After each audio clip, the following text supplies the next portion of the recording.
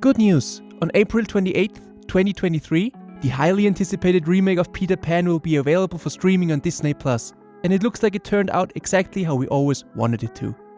Where the first Disney Peter Pan movie from 1953 was a children's film that featured vibrant imagery and a generally uplifting tone and had a significant underlying message about growing up, it looks like the new remake from Disney is gonna be a stark departure from that. Will it still be a kids movie? Good question, because the trailer looks more like a Christopher Nolan film than a Disney classic with its dark imagery and equally dark music.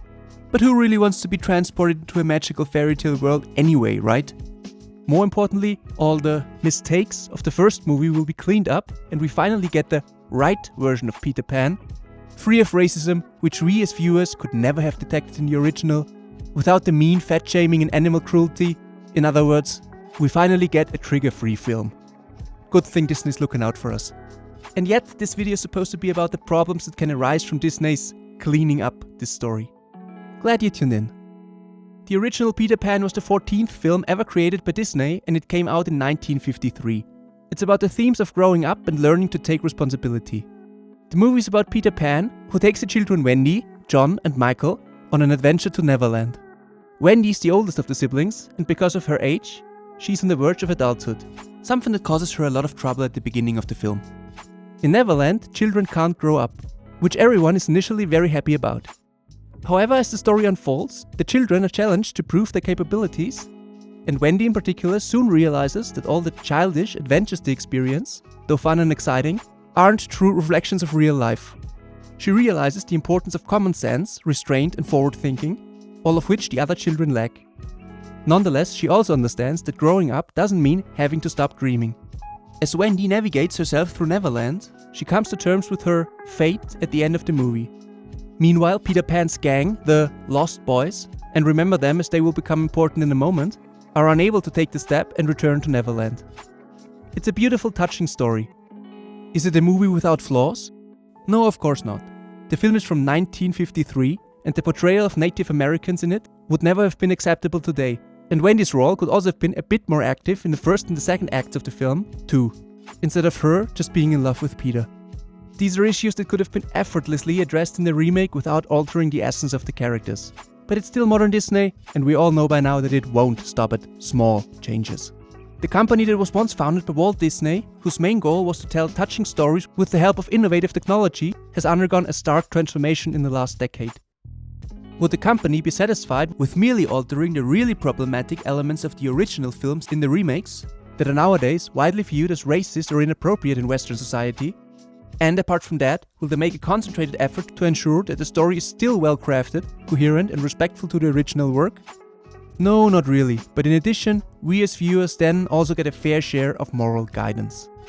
We are to be shown how the world should be, or how the world should be in the eyes of the Disney filmmakers, so that we, as somewhat uneducated viewers, are able to understand it as well. For some years now, Disney's priority has been to pack their identity political messages into every production rather than focusing on telling good stories. The remakes are getting worse and worse, and the viewers are becoming more and more dissatisfied, but the company still continues constantly on its current course, as the new trailer of Peter Pan from 2023 has shown us. And when I talk about political messages, I'm not even talking about the fact that there is of course a change of ethnic groups again. I mean, Peter Pan looks like this in the animated version and like this in the remake. And also the appearance of Tinkerbell doesn't have too much in common with the 1953 original anymore. Considering that Tinkerbell, over the years, has become almost as important an icon for Disney as Mickey Mouse, maybe it wouldn't have been bad to choose a similar looking character as well, but whatever.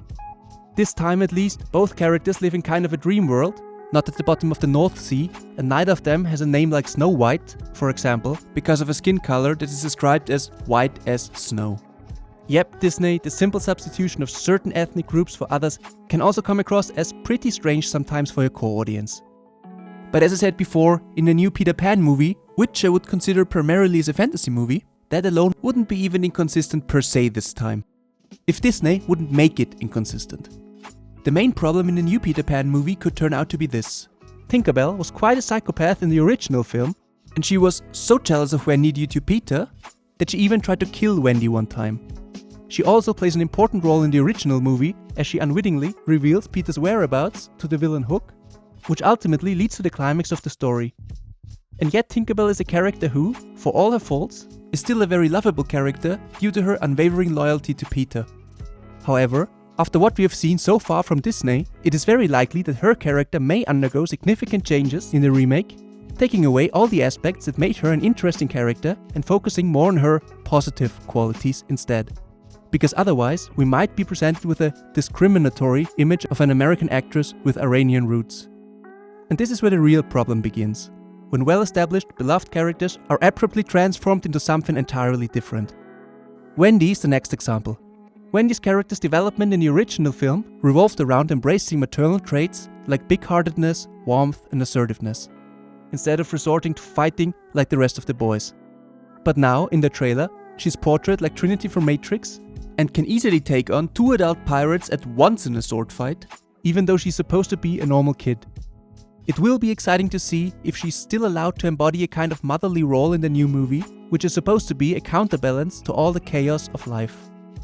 By the way, it looks like Peter Pan is finally brought down from his high horse as well.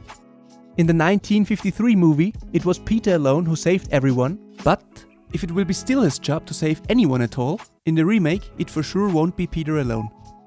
It's quite interesting, if Peter can fly, why is he riding on a horse with Tiger Lily? Earlier I mentioned Peter Pan's group is called The Lost Boys, because the author, J.M. Barrie, literally described girls as too clever to become that way. But hey, it's the year 2023 and it's Disney, and Disney stands for diversity, so now even the Lost Boys have quotas to meet. Are you... Lost Boys? Every last one of us. But you're not all boys. So? Will this remake actually be an improvement to the original? Or will it simply join the recent remake projects where Disney simply strips away all the things fairy tale-like from the original classics? Where the first 1953 film was full of palpable hope and had an essential core message, the trailer for the new film appears to have crammed in all the socio-political issues of our present world. But who really wants to switch off and escape to a different world anyway? I mean, who really goes to a Disney movie just for fun? Thanks for watching. If you liked the video, please leave a like and subscribe. Also, please let us know what you think in the comments down below. And you might also be interested in our other video about why we don't need any more Disney remakes. See you next time.